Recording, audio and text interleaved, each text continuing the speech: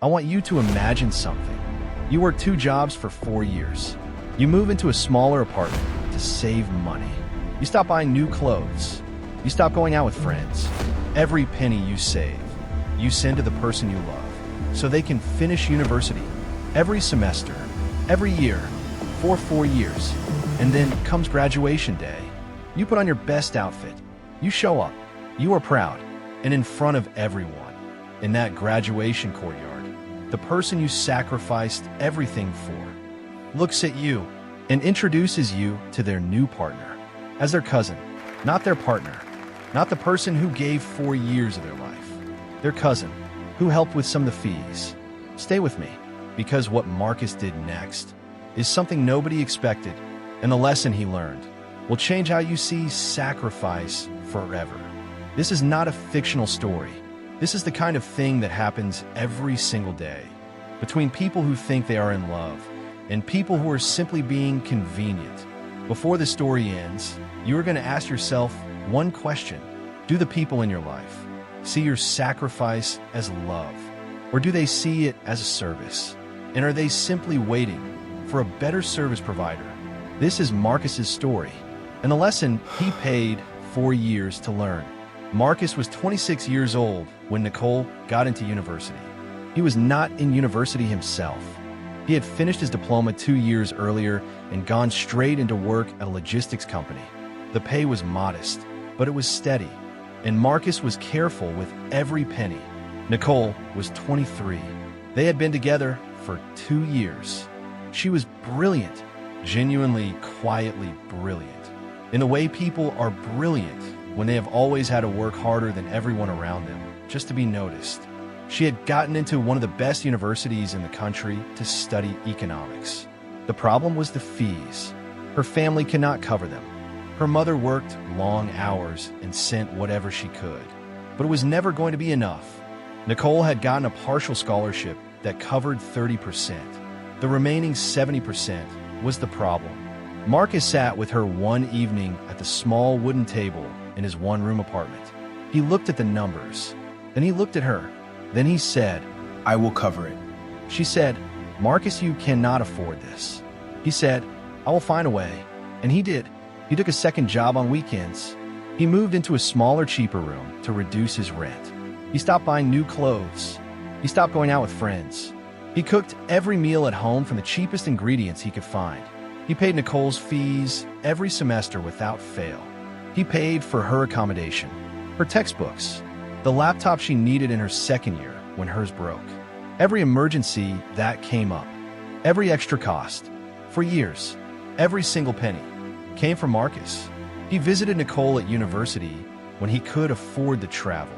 He called her every evening. He listened to her talk about her courses, her lecturers, her friends, her frustrations. He celebrated every exam result with her over the phone. He did not complain, not once. He told himself that when she graduated, everything would change, that she would get a good job, and they would build something together, that the sacrifice was an investment, that love was supposed to cost something, and he was simply paying his share. He had a list in his head of everything they were going to do when she graduated. He never got to do any of it. It was at the graduation ceremony that Marcus first saw Richard, tall, well-dressed, confident in the way of someone who had never had to think about the cost of things. He arrived in a large, dark SUV. He wore a watch that looked expensive without needing to announce it. Marcus noticed him because he was standing very close to Nicole in the photographs before the ceremony, closer than a friend, in the way of someone who had been standing close to her for some time. Marcus told himself he was imagining things. He was not imagining things. After the ceremony, in the graduation courtyard, Nicole moved through the crowd with Richard beside her. She was in her graduation gown, her certificate in her hand, her face bright with the happiness of the day. She brought Richard to where Marcus was standing, and she said, "I'd like you Richard, to meet Marcus. This is Marcus. He is my cousin. A pleasure. He has been I'm sure. incredibly Yes, supportive likewise. of my education, helped with some of the fees." Richard extended his hand and said, "Wonderful. Good man." Marcus shook the hand. He looked at Nicole. Nicole looked back at him with an expression that was asking him to understand. to be quiet, to play the role she had just assigned him. Cousin, some of the fees. Marcus said, congratulations to her. She worked incredibly hard. Then he excused himself quietly. He walked to the car park. He sat in his car. He sat there for a very long time. He did not cry. Not there. Not that day. But he sat with 4 years in his mind. Every sacrifice, every skipped weekend, every penny saved and sent. And the word, cousin. He did not call Nicole that evening. She called him 3 days later. She said she could explain. She said Richard did not know about them, and she had panicked. She said she still cared about Marcus. She said she needed time. Marcus listened to everything she said. Then he said, Nicole, I paid your fees for 4 years. I gave you everything I had, and you introduced me as your cousin. She said, Marcus, please. I wish you well. I wish you well. I genuinely do. Then he ended the call. Marcus's mother, Gloria, had warned him about Nicole twice. Not unkindly, just a quiet, steady observation of a woman who had watched people her whole life and knew what she was looking at. He had not listened either time. He called her the evening after he ended things. She did not say, I told you. She just said, come home this weekend. I will cook. He went. He ate his mother's food and slept in his childhood room. He spent the weekend being someone's son instead of someone's secret. Marcus did not collapse. He was angry for a long time, the specific anger of someone who gave their absolute best and watched it be quietly reduced to a supporting role in someone else's story. But anger, when it has nowhere to go, eventually becomes fuel. He went back to work. He applied for a position he had been putting off for months. He got it. Within 18 months, he was promoted. Within 3 years, he had started his own logistics consulting business. He did not do it to prove anything to Nicole. He did it because he had spent 4 years investing everything he had into someone else's future. And he had finally, quietly, turned that investment toward his own. Nicole and Richard separated 2 years after the graduation.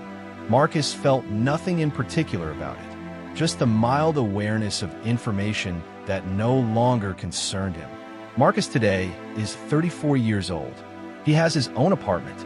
His consulting business has 4 staff. He calls his mother every Sunday without fail. And this is the lesson he paid 4 years to learn. The quality of someone's love for you is not visible in what they say to you in private. It is visible in how they introduce you in public. A person who is ashamed of you in public does not love you. They're using you. Know the difference before you pay the fees. If this story moved you, share it with someone who needs to hear it today. Drop a comment and tell me, have you ever been someone's secret? I read every single one. Subscribe for more stories like this. Real, raw, and always worth your time. All animations, characters, and visuals in this video are original AI generated. Content created exclusively for this channel. All stories are original.